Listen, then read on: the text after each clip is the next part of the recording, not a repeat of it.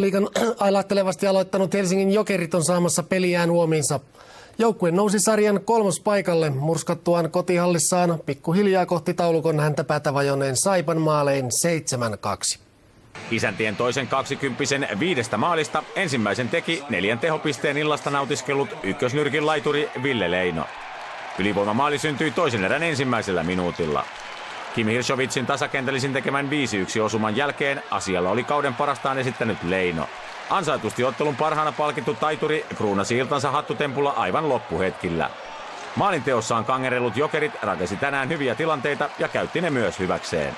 Ollaan pyritty menemään maalille enemmän ja nyt ollaan saatu onnistumisia, niin ainakin tänään niin kyllä se poikin tietysti saadaan vähän vastahyökkäyksiä ja uskalletaan lähteä, kun pakilla on kiekko, niin vähän kovempaa ylös. Et tietysti kyllä se varmaan tästä parempaa suuntaan menossa. Paremmin sentterinä tunnettu Leino osaa jo nauttia laiturinkin roolista taitavien ketjukavereidensa rinnalla.